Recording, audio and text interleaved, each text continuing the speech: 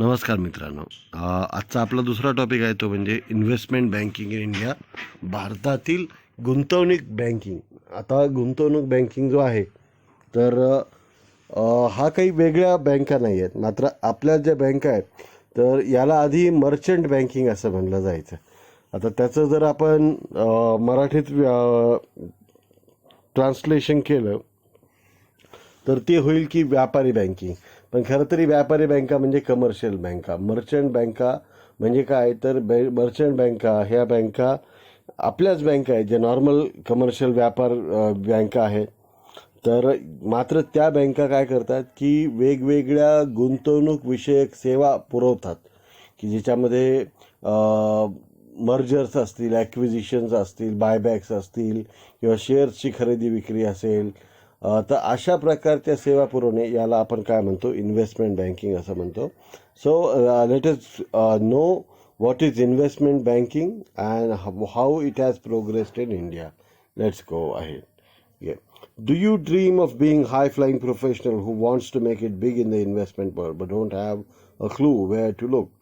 जर तुम्ही सुद्धा असे व्यक्ती असाल की ज्याला खूप मोठ्या प्रमाणामध्ये वित्तीय क्षेत्रात एखादं काम करायचं आहे, मात्र काय करावं ह्याची कल्पना नसेल, so here is your answer. तर तुमचं उत्तर इथंच आहे. If you want to move to international investment banking then you should know the overall investment banking scenario in India. जर तुम्हाला भारतातल्या वित्तीय क्षेत्रामध्ये मोठं करिअर घडवायचं असेल तर तुम्हाला इन्व्हेस्टमेंट बँकिंगबद्दल माहीतच असलं पाहिजे. कोणत्या इन्व्हेस्टमेंट बँका आहेत, what kind of services are offered by them, त्या कोणत्या सेवा देतात, देअर कल्चर, ते कशा प्रकारच्या पर्यावरणात काम करतात, त्यांची संस्कृती काय, इन्व्हेस्टमेंट बँकिंग सॅलरीज त्यांना किती मिळतात, ते जॉब्स काय आहेत, कुठं असतात. तर याविषयीची जी माहिती आहे तर ती आज आपल्याला बघायची आहे. भारतातल्या काही महत्त्वाच्या इन्व्हेस्टमेंट बँकांची जर माहिती मी तुम्हाला सांगायला लागलो तर त्यांची नावं मी तुमच्या पुढे दिलेली आहे, की त्यामध्ये Ernst and Young Private Limited, Standard Chartered बँकेचा investment banking division, Price Waterhouse Coopers ही एक मोठी ऑडिटिंग फर्मसुद्धा आहे, की जी काय करते, मोठमोठ्या कंपन्यांच्या ऑडिट्स करते. यामध्ये Ernst and Young, Price Waterhouse Coopers, Deloitte Touche Tohmatsu India Private Limited, O3 Capital Global Advisory Service Private Limited, KPMG India Private Limited, Axis Capital Limited. तर अशा प्रकारच्या या वेगवेगळ्या भारतातल्या अतिशय फार मोठ्या प्रमाणामध्ये वेगवेगळ्या उद्योगांसाठी काम करणाऱ्या या इन्व्हेस्टमेंट बँक्स आहेत. आता इथं तुम्हाला एक लक्षात ठेवलं पाहिजे की इन्व्हेस्टमेंट बँक असं जरी आपण त्यांना म्हणत असलो तरी त्या मुळात बँकाच असतील अशातला काही भाग नाही. For example Ernst and Young ही जी फर्म आहे तर ही फर्म म्हणजे काही बँक नाही. तर किंवा प्राइस वॉटरहाऊस कूपर्स आहे तर ही सुद्धा काही बँक नाही. तर ह्या सर्व काय, किंवा डेलॉईट असेल किंवा KPMG असेल, KPMG कॉर्पोरेट फायनान्स असेल किंवा JM फायनान्स असेल, ॲव्हेन्ड्यूज कॅपिटल असेल किंवा ही O3 कॅपिटल आहे, की यांच्यापैकी कुठलीही बँक नाही आहे. मात्र ह्या ज्या काम करतात ते काम हे गुंतवणूक विषयक काम आहे. बँकांसाठी मोठ्या प्रमाणामध्ये कर्ज उभारणी करण्याचं काम आहे. तर त्याच्या जे काम आहे त्यालाच काय म्हणतात, इन्व्हेस्टमेंट बँकिंग किंवा गुंतवणूक बँकिंग असं म्हणतात. आता भारतातलं जे गुंतवणूक बँकिंग आहे याची एक ओव्हरव्ह्यू किंवा आढावा आपण आज घेऊयात. तर it all started in the 19th century, म्हणजे 19व्या शतकामध्ये याची सुरुवात झाली. European banks first establish their trading industries in the land of India, but that didn't last for a long time. की भारतातल्या गुंतवणूक विषयक बँकांची जी सुरुवात आहे तर ती सुरुवात केली होती युरोपियन बँकांनी. या बँकांनी भारतामध्ये त्यांचे ऑफिसेस थाटले होते ब्रिटिश काळामध्ये. मात्र त्या काळामध्ये यांची विशेष प्रगती झाली नाही, त्यामुळं या बँका ज्या होत्या त्या निघून गेल्या. 1970च्या दशकामध्ये State Bank of India started to spread its wings and created a bureau of merchant banking. तर 1970च्या दशकामध्ये स्टेट बँक ऑफ इंडियाने काय केलं, एक मर्चंट बँकिंगचा एक वेगळा विभाग त्यांच्याकडे काढला. त्यामुळं असं म्हटलं जातं की भारतामध्ये मर्चंट बँकिंग किंवा इन्व्हेस्टमेंट बँकिंगची सुरुवात करणारी पहिली बँक कोणती असेल तर ती स्टेट बँक ऑफ इंडिया आहे. तर त्यामुळे उद्याची परीक्षा आपली लक्षात ठेवा की भारतामध्ये इन्व्हेस्टमेंट बँकिंग सुरू करणारी पहिली bank, the first bank to start investment banking और merchant banking bureau was the State Bank of India. आणि इन द सेम डिकेड म्हणजे त्याच दशकामध्ये 70च्या दशकामध्ये ICICI bank started offering various merchant bank services. 1970च्या दशकात. खरं तर त्या काळामध्ये ICICI बँक नव्हती. ICICI बँकेची स्थापना झाली 1992च्या नंतर. मात्र त्या काळात जी investment credit and investment corporation of India ही ICICI बँकेची जी पॅरंट कंपनी होती, तर तिने काय केलं, स्वतःच्यामध्ये एक मर्चंट बँकिंगचा विभाग काढला आणि त्यांनीसुद्धा मर्चंट बँकिंगच्या क्षेत्रामध्ये काम करण्यासाठी सुरुवात केल्याचं आपल्याला दिसून येते. After a decade banking became the thing of many and more than 300 merchant banks, financial institutions and commercial banks started setting up their operations. म्हणजेच काय झालं की त्यानंतरच्या दशकामध्ये 30 वेगवेगळ्या मर्चंट बँका, फायनान्शियल इन्स्टिट्यूशन आणि कमर्शियल बँकांनी त्यांचे गुंतवणूक विषयक कामं सुरू केलेले. मात्र however until the 1980s banks didn't get the hype it deserved. त्यांना मर्चंट बँकांना किंवा इन्व्हेस्टमेंट बँकांना जितकं लक्ष अटेन्शन मिळायला पाहिजे होतं ते 1980च्या दशकापर्यंत म्हणजे 1981 ते 1990पर्यंत सुद्धा हे मिळालं नाही. मात्र 1990च्या दशकामध्ये banking became an industry when more than 1500 bankers registered with SEBI. तर सेबीसोबत 1500 वेगवेगळे इन्व्हेस्टमेंट बँकर्सनी रजिस्ट्रेशन केलं आणि तेव्हापासनं की भारतामध्ये इन्व्हेस्टमेंट बँकिंग जे आहे तर त्याच्यामध्ये मोठ्या प्रमाणात ही सुरुवात झालेली आहे. तर या सर्व क्षेत्र जे आहे to regulate this huge number of banks it was required to build an institution that will help banks adhere to the compliance and regulations. तर सेबी जी Securities and Exchange Board of India आहे की जी भारतामध्ये मर्चंट बँकिंग क्षेत्राची नियंत्रक म्हणून काम करते. लक्षात ठेवा की भारतातील इन्व्हेस्टमेंट बँकिंग किंवा मर्चंट बँकिंगचा नियंत्रक रिझर्व्ह बँक ऑफ इंडिया नसून securities and Exchange Board of India म्हणजे सेबी हा आहे. हा उद्याच्या परीक्षेतला आपला प्रश्न असू शकतो. मग ह्या क्षेत्रासाठी सेबीने जे नियम बनवलेले आहेत तर ते सेबीने बनवलेले नियम हे वेगवेगळ्या इन्व्हेस्टमेंट बँका पाळतात किंवा नाही ह्याच्यावर लक्ष ठेवण्यासाठी म्हणून सेबीने एक एजन्सी काढली आणि तिचं नाव आहे Association of Investment Bankers of India, AIBI. अगदी मन लावून लक्षात ठेवा की इन्व्हेस्टमेंट बँकिंग क्षेत्रात काम करणाऱ्या ज्या वेगवेगळ्या संस्था आहेत तर त्यांचं जे वर नियंत्रण किंवा लक्ष ठेवणारी जी संस्था आहे तर त्या संस्थेचं नाव काय आहे, Association of Investment Bankers of India. ठीक आहे. त्यानंतर the objectives of AIBI is to regulate the legal and ethical practices among members and also to promote and encourage the expansion of the industry. तर AIBI म्हणजे Association of Investment बँकरचं जे उद्दिष्ट आहे it is to regulate the legal and ethical practices among members. की मेंबर्सनी काय केलं पाहिजे की ज्या कायदेशीर आणि ज्या चांगल्या प्रॅक्टिसेस आहेत, इथिकल प्रॅक्टिसेस आहेत तर त्याच्यावर लक्ष ठेवलं पाहिजे.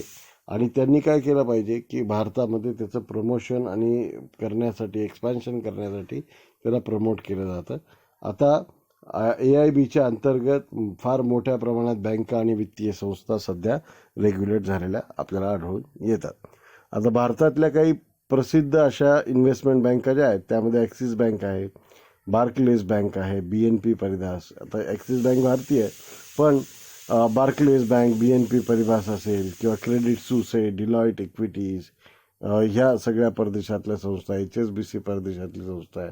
याच्याच बरोबरीनं HDFC बँक असेल, त्यानंतर ICICI securities, IDBI capital market, JP Morgan India, Morgan Stanley India company private limited, Religare capital market, SBI capital market, SMC capitals या भारतातल्या काही प्रसिद्ध अशा प्रकारच्या इन्व्हेस्टमेंट बँक्स आहेत.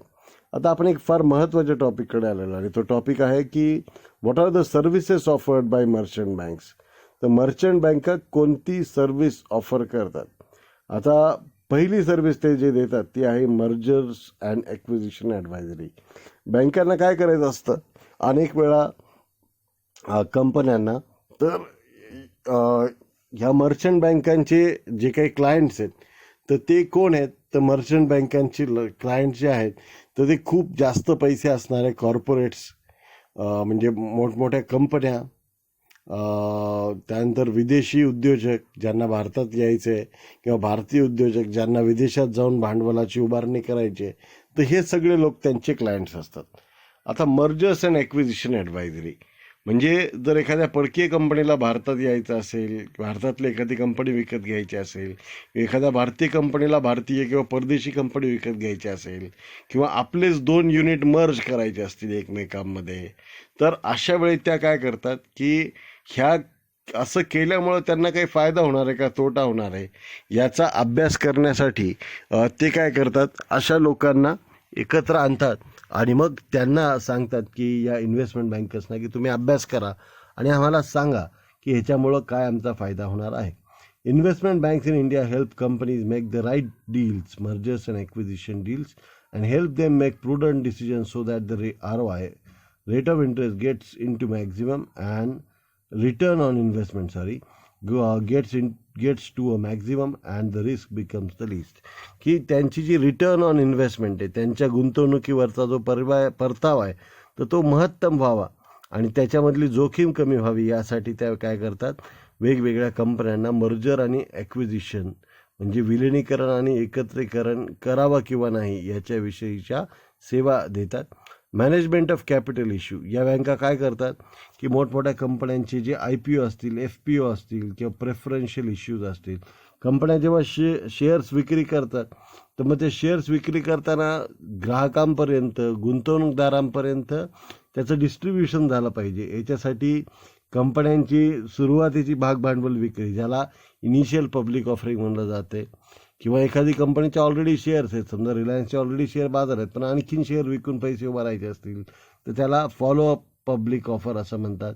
तर तो FPO असेल, प्रेफरन्शियल इश्यूज असतील, राईट इश्यू असतील, क्वालिफाईड इन्स्टिट्यूशनल प्लेसमेंट असेल, म्हणजे एखाद्याच मोठ्या गुंतवणूकदाराला एखाद्या कंपनीतले 3-4% शेअर्स पाहिजे असतील तर अशा वेळी जर सेवा देण्याचं काम जे आहे तर ते या इन्व्हेस्टमेंट बँका करत असतात. The idea is to help the big organizations expand in the long run and to advise them on how various strategies along the way. मग असं करताना अनेकदा काय असतं, कंपन्यांनी कर्ज घेतलेलं आहे आणि ते कर्जची परतफेड अवघड होऊन बसते. मग अशा वेळेस एखादा मोठा गुंतवणूकदार येतो आणि मग तो काय म्हणतो, त्याला QIP असं म्हणतात. तर तो म्हणतो की तुमचं जे डेप्ट आहे, तुमचं जे कर्ज आहे ते कर्ज मी विकत घेतो, त्या कर्जाच्या बदल्यामध्ये तुम्ही काय करा, मला तुमच्या कंपनीचे शेअर्स द्या.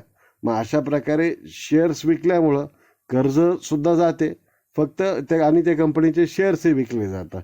तर अशा दोन्ही मार्गाने त्या कंपनीचा फायदा होऊ शकतो. तर असं करण्याविषयीच्या ज्या सेवा आहेत त्यासुद्धा कोण देत असतं, या इन्व्हेस्टमेंट बँका देत असतात. डेट सिंडिकेशन, तर आता अनेकदा सिंडिकेटेड डेट्स म्हणजे काय, तर अनेकदा एखाद्या मोठ्या कंपनीला, तुम्हाला माहिती आहे विजय माल्या 9,000 कोटी रुपये कर्ज पाहिजे होतं. मग ते 9,000 कोटी एकाच बँकेने दिले का? नाही, ते 9,000 कोटी कोणी दिलेले आहेत, तर ते 9,000 कोटी अनेक बँकांनी एकत्रितपणे त्यांना दिलेले आहेत आणि त्याची मेन बँक म्हणून किंवा सिंडिकेट बँक म्हणून ते काय करतात, for example state Bank of इंडियाला. पण स्टेट बँक ऑफ इंडियाच्या अंतर्गत ते काय करतात, 7-8 वेगवेगळे गुंतवणूकदार आणतात. मग ICICI बँक असेल, HDFC असेल किंवा बँक ऑफ महाराष्ट्र असेल, की तुम्ही 9,000 कोटी एकाच बँकेने देऊन फसण्यापेक्षा व आपण सगळेजण 500-500 कोटी देऊ, 1,000-1,000 कोटी देऊ, असे 10-12 लोक आणतात आणि मग ते मोठं कर्ज देतात. ह्याच्यामुळं काय होतं, त्यांचं रिस्क डिवाईड होते आणि त्या बँकाचाही फायदा होतो आणि कंपनीचाही फायदा, की कंपनीला मोठं कर्ज मिळतं. मात्र काही वेळा आपण बघितलं, आता विजय मल्ल्या असेल, नीरव मोदी असेल, अशा लोकांनी मात्र बँकिंग क्षेत्राला मोठ्या प्रमाणामध्ये फसवलेलं आहे.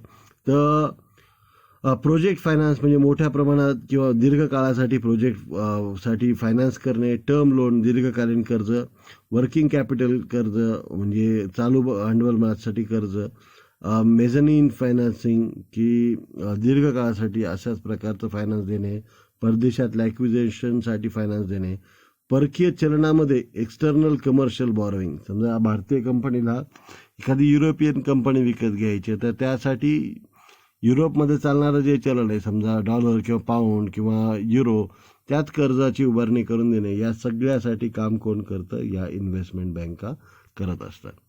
ठीक आहे. त्याचबरोबर काही वेळा कंपन्या ज्यांना खूप नफा होत चाललेला आहे, अशा कंपन्या काय करतात? ऑलरेडी शेअर बाजारात विकलेले शेअर गुंतवणूकदारांकडनं परत विकत घेतात. त्याला काय म्हणतो आपण? बायबॅक. एका कंपनीने ऑलरेडी विकलेले आणि लिस्टेड असणारे शेअर काय करणे? परत विकत घेणे, याला बायबॅक असं म्हणतात. Investment banks in India advise their clients to buy back their shares at the right time. जर कंपनीला खूप नफा होत असेल तर दरवर्षी काय होतं? कमावलेल्या नफ्याचा बराचसा भाग हा डिव्हिडंड म्हणून वाटावा लागतो. मग असा भाग वाटायचा किंवा नाही, तर ह्याच्याविषयी त्या बँका काय करत असतात? सेवा देत असतात आणि मग आपल्या क्लायंट्सला ते ॲडवाईस करतात की ही वेळ योग्य आहे का. आणि moreover they also help them to do their due diligence. प्रत्येक कंपन्यांना काही कायदेशीर बाबी पूर्ण करायच्या असतात, तर त्यासाठी त्या मदत करतात. टेक ओव्हर करायचं असेल, दुसरी एखादी कंपनी विकत घ्यायची असेल, तर त्यासाठी सुद्धा ते त्याला ॲडवाईस करतात की बायबॅक्स आणि टेक ओव्हरचा एकच भाग आहे, दोन्हीकडे राईट अप पण सेम आहे.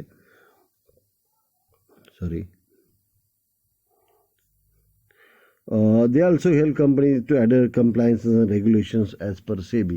म्हणजे तुम्हाला इथं लक्षात ठेवलं पाहिजे की कॉर्पोरेट बँका किंवा इन्व्हेस्टमेंट बँकांची जी रेग्युलेटरी ऑथॉरिटी आहे तर ती कोणती आहे? ती सेबी ही संस्था आहे.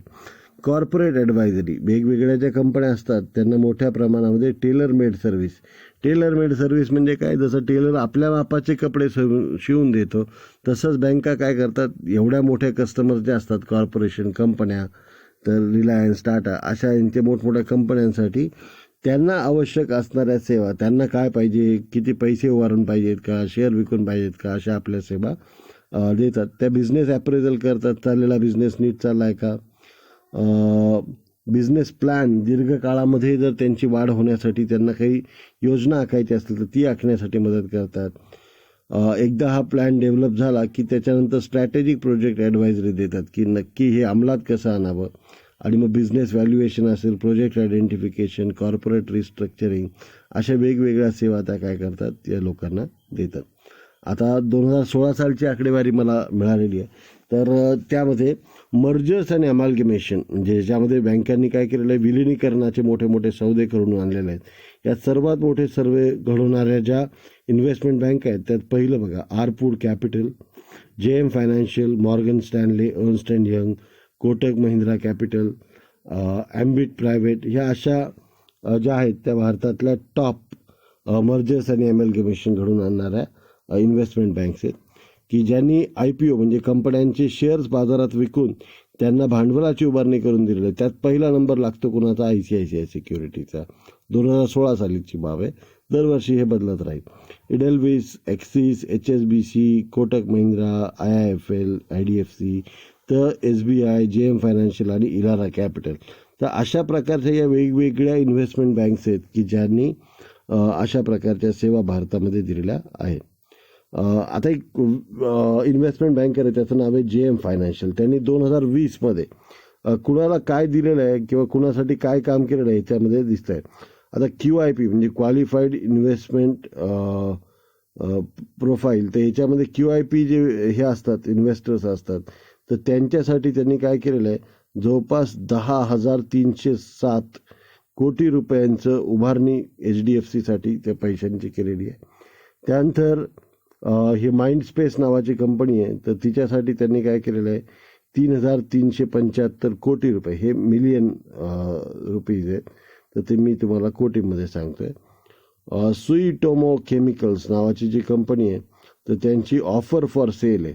ऑफर फॉर सेल म्हणजे त्यांना आपले काही शेअर काही मोठ्या लोकांना विकायचे होते, तर ते विकून देऊन त्यांनी जवळपास 282 कोटी रुपये त्यांना मिळवून दिलेले आहे. रिलायन्ससाठी त्यांनी जवळपास 53,124 कोटी रुपये हे केलेलं आहे. त्यांनी त्यांचा राईट्स इश्यू विकून दिलेला आहे. राईट्स इश्यू हा शेअर्सचा एक वेगळा प्रकार आहे.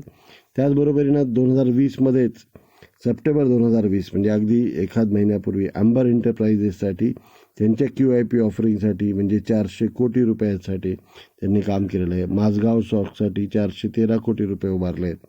UTIसाठी 2152 कोटी रुपये, ICICI बँकेसाठी जवळपास 15,000 कोटी रुपये QIPचे दावे उभारले करून दिलेले आहेत. अशाच प्रकारे यांनी ऑगस्टमध्ये HDFCसाठी बघा किती मोठ्या प्रमाणात पैसे उभे करून दिल्याचं आपल्याला दिसतं. इथं DMart असेल, प्रिन्स असेल, GTPL असेल, तर या वेगवेगळ्यासाठी इथं DMartला QIPच्या माध्यमातून जवळपास 4,098 कोटी रुपये, ऑफर फॉर सेलच्या माध्यमातून 3,427 कोटी रुपये, प्रिन्स पाईप्स म्हणून एक कंपनी आहे तिच्यासाठी 500 कोटी रुपये, GTPLसाठी 27 कोटी, अशा प्रकारे पैसे उभारून दिलेले आहे. आता मला तुम्हाला एक सर्व विद्यार्थ्यांना सुद्धा गोष्ट सांगायची आहे की तुम्ही सर्व मुलं कॉमर्समध्ये शिकताय, मात्र कॉमर्समधनं कुठल्या करिअर ॲव्हेन्यूज आपल्याला उपलब्ध आहेत तर ह्याची बऱ्याचदा आपल्याला कल्पना नसते. तुम्ही सुद्धा एक क्वालिफाईड इन्व्हेस्टमेंट बँकर बनू शकता. अतिशय ल्युक्रेटिव्ह अशा प्रकारचं आणि अट्रॅक्टिव्ह अशा प्रकारचं हे करिअर आहे. तुमची उठबस सुद्धा 5 स्टार हॉटेलमध्ये होऊ शकेल सकाळ संध्याकाळ. तर इतक्या मोठ्या प्रमाणात हे करिअर तुम्हाला ऑफर करू शकतं. आता हे होण्यासाठी मग तुम्हाला काय करावं लागेल, BCom नंतर MBA करावं लागेल. ते सुद्धा टॉप बिझनेस स्कूलमधून करावं लागेल. म्हणजे IIM सारख्या संस्था किंवा सिम्बॉयसिस सारख्या संस्था असतील तर अशा संस्थांमधनं तुम्हाला हे शिकावं लागेल. इन्व्हेस्टमेंट विषयक जे काही कायदे आहेत भारतामध्ये, रिस्क टेकिंग विषयीचे काही जे स्ट्रॅटेजीज असतात ह्या सगळ्या तुम्हाला MBAला गेल्यानंतर शिकवल्या जातात. आणि मग एकदा जर तुम्ही असे MBA झाले, लॉ करून MBA झाले, तर मग अशा तुम्हाला तुमच्यासारख्या मुलांना इन्व्हेस्टमेंट बँकिंगमध्ये आपलं करिअर करता येईल. ह्यातनं करिअर जरी फार भारीचं असलं, शिक्षणसुद्धा तेवढंच महत्त्वाचं लागणार आहे आणि ते तुम्ही अभ्यासातही तेवढंच हुशार असणं गरजेचं आहे. तर ह्यांचे जे इंटरव्ह्यू आहेत तर इतर वेळा काय होतं, HR म्हणजे ह्युमन रिसोर्सेसवाले लोक इंटरव्ह्यू घेतात. मात्र इन्व्हेस्टमेंट बँकिंगच्या बाबतीत काय होतं, डायरेक्ट कंपनीचा मालकच तुमचा इंटरव्ह्यू घेत असतो, कारण की ह्याच्यासाठी लागणारे लोक अतिशय कमी असतात आणि अशा वेळी एखादा एम्प्लॉईज दुसऱ्या एम्प्लॉईला निवडत नाही, तर अगदी कंपनीचा मालकच तुमचा इंटरव्ह्यू घेणार आहे. त्यामुळे तुम्ही खूप शार्प असणं गरजेचं आहे. Never try to tap insiders information to crack the interview. की आतल्या एखाद्या माणसाने सांगितलं माझा भाऊ काम करतो, माझा आपले जावई काम करतात, कोणी त्यांनी सांगितलं म्हणून आपल्याला घेतलं, असं काही कोणी याच्यामध्ये होऊ शकत नाही. तर तुम्हाला स्वतः फार मोठ्या प्रमाणामध्ये मेहनत करून ह्याच्यामध्ये जाता येईल. सिलेक्शन प्रोसेस ही काय असते, दरवेळेस यांच्याही जाहिराती येतात, त्या जाहिरातीमधनं तुम्हाला मी सगळ्यात शेवटी एक लिंक दिलेली आहे, वॉल स्ट्रीट मोजो म्हणून. मग त्या ठिकाणातनं मग लिंक्स दिलेल्या आहेत त्या वेबसाईटवर वेगवेगळ्या, की कुणाला इन्व्हेस्टमेंट बँकिंगमध्ये ॲनालिस्ट लोक पाहिजेत म्हणून. आता आणि सर्वात महत्त्वाचं काय तर इन्व्हेस्टमेंट बँकिंग किंवा गुंतवणूक बँकिंग हे आपलं करिअर असावं, अशा प्रकारची एक पॅशन त्या मुलामध्ये, त्या व्यक्तीमध्ये, मुलीमध्ये असली पाहिजे. ही सर्वात महत्त्वाचं आहे. नाहीतर मग आपण एम्प्लॉई म्हणून काम करू शकतो, पण इन्व्हेस्टमेंट बँकर होण्यासाठी खूप मोठ्या प्रमाणात माणूस भुकेला असणं गरजेचं आहे. आता इथं जर पाहिलं तुम्ही, त्यांना सॅलरी किती मिळते. आता व्हेरिटी नावाची एक कंपनी आहे, तर त्यांनी 19 लोकांची भरती केलेली आहे. त्यातनं ॲव्हरेज सॅलरी जी आहे तर ती 6,17,556 रुपये, म्हणजे महिन्याला साधारणतः 50,000 जॉब सुरुवातीला दिलेला आहे. इन्व्हेस्टमेंट बँकिंग हे डॉइश बँकेत जर तुम्ही अशा प्रकारची भरती झाली तुमची, तर तुम्हाला 8 लाख रुपये दर वर्षाला, म्हणजे महिन्याला किमान 70-80 हजार रुपये, 12-8 96, 12-7 84, 70,000च्या आसपास. हेच जर तुम्ही JP मॉर्गन नावाची एक इंटरनॅशनल इन्व्हेस्टमेंट बँकेची जिथं भारतातलं ऑफिस आहे, त्यात जर तुम्हाला जॉब लागला तर तुम्हाला जवळपास 14 लाख रुपये दर वर्षाचं पॅकेज मिळू शकतं. तर असं मोठ्या प्रमाणात हे करिअर आहे. अशा क्षेत्रात तुम्ही करिअर केलं आणि तुम्हाला वाटलं आता मला त्यातनं बाहेर पडायचं, त्यातनं एक्झिट रूट काय, आणखीन तुम्ही काय करू शकता, तर तुम्ही काय करू शकता, प्रायव्हेट इक्विटी हँडल करू शकता. प्रायव्हेट इक्विटी म्हणजे काय, तर काही श्रीमंत लोक असतात, पैसे आहे पण बुद्धी कमी आहे किंवा अनुभव नाही, तर मग अशा लोकांचे पैसे तुम्ही मॅनेज करू शकता. त्यांच्या वतीने शेअर्समध्ये, प्रॉपर्टीमध्ये, सोन्यामध्ये, परदेशात गुंतवणूक तुम्ही करू शकता. याला प्रायव्हेट इक्विटी असं म्हणतात. हेज फंड्समध्ये काम करू शकता. हेज फंड्स एक प्रकारचे रिस्क मॅनेजमेंट करणारे फंड्स असतात. हेजिंग म्हणजे simultaneously buying and selling securities to profit from the difference in their values. की एकाच मालाच्या दोन वेगवेगळ्या बाजारातली किंमत कमी वेगवेगळी असेल, एकीकडे घ्यायचं दुसरीकडे विकायचं, याला आपण हेजिंग असं म्हणतो. अशा काम करणारे हेज फंड्स असतात. व्हेंचर कॅपिटल फंड्स असतात. काही काही लोक असतात, समजा तुमच्याकडे बिझनेस आहे आणि तुमच्याकडे पैसे नाही आहे, तर मग अशा वेळेस काही असे लोक असतात की ते पुढे येतात. ते म्हणतात पैसे आम्ही देतो, तू काम चांगलं कर, आणि ह्याच्या बदल्यात समजा तुला आम्ही 500 कोटी रुपये देऊ, तुझा बिझनेस उभार. जेव्हा तुझा बिझनेस उभारेल तर त्याच्यातले 20% शेअर आम्हाला दे. मग ते आपला पूर्ण अनुभवाचा अभ्यास करतात की तुम्हाला किती अनुभव आहे, तुम्ही हे काम करू शकाल का, झाल्यानंतर बिझनेस किती मोठा होईल. आणि जेव्हा त्यांना दिसतं की खरंच हा बिझनेस मोठा आहे, आजकाल तुम्ही ऐकता बायजूस. आता हे बायजूसचं नेटवर्क, बायजूसची जाहिरात कोण करतो? शाहरुख खान करतो. मग शाहरुख खान काय करतो, त्याला शाहरुख खानची फीस द्यायला पैसे नाही, मग तो काय म्हणतो की ठीक आहे, तुझी कंपनी मोठं झाल्यावर त्यातले 2% शेअर मला दे, मी आयुष्यभर तुझी जाहिरात करतो. मग उद्या जेव्हा कंपनी मोठी होते त्याचबरोबरीनं मग त्याचे 2% ही अमाऊंटसुद्धा खूप मोठी होत जाते. तर अशा प्रकारे समोरच्या व्यक्तीवर भरोसा ठेवून, जसं ॲडव्हेंचर म्हणजे काय, साहस. ॲडव्हेंचरमधला हा व्हेंचर हा शब्द आहे. व्हेंचर म्हणजे साहस आणि कॅपिटल म्हणजे वित्त. साहस वित्त पुरवठा म्हणजेच काय, तर कोणीतरी तुमच्यावर विश्वास टाकून पैसे तुम्हाला देते. रतन टाटाने देखील ओलामध्ये किंवा पेटीएममध्ये गुंतवणूक केलेली आहे. तर मोठमोठे कंपन्यांचे मालकसुद्धा काय करतात, व्हेंचर कॅपिटलिस्ट म्हणून काम करतात. आजकाल तुम्ही बघताय झोमॅटो असेल किंवा आपल्याकडे पिझ्झा हट आहे किंवा डॉमिनोज पिझ्झा आहे, यांनासुद्धा कोणी ना कोणीतरी काय केलेलं आहे, सुरुवातीच्या काळामध्ये असं साहस वित्त पुरवठलेलं आहे. त्यानंतर कॉर्पोरेट फायनान्स म्हणजे काय, तर मोठ्या प्रमाणात कंपन्यांना लागणारा फायनान्स. तुम्ही म्हणायचं मी पैसे ॲडजस्ट करून देतो, तुम्ही मला कारण सांगा, मी गुंतवणूकदार आणतो तुमच्याकडे. स्वतः उद्योजक होणे, ह्या सर्व वेगवेगळ्या त्यातल्या मार्ग आहेत. तुम्हाला याच्याविषयीची आणखी माहिती पाहिजे असेल तर हे wallstreetmojo.com आणि तिथं आहे इन्व्हेस्टमेंट बँकिंग इन इंडिया, तर त्याच्याविषयीची माहिती तुम्हाला बघायला मिळेल.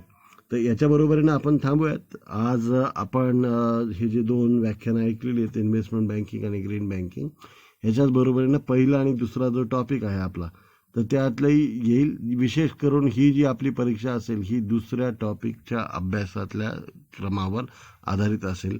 तर तुम्ही सर्वांनी हे लेक्चर्स पाहिलेलं आहे. तुमच्या मित्रमैत्रिणींना हे लेक्चर आवर्जून बघण्यासाठी सांगा. याच्यावर भरपूर प्रश्न उद्याच्या परीक्षेत तुम्हाला येणार आहेत. तर आपण थांबूयात. उद्याच्या तुमच्या परीक्षेसाठी मी तुम्हाला शुभेच्छा देतो. धन्यवाद. चला, बाय.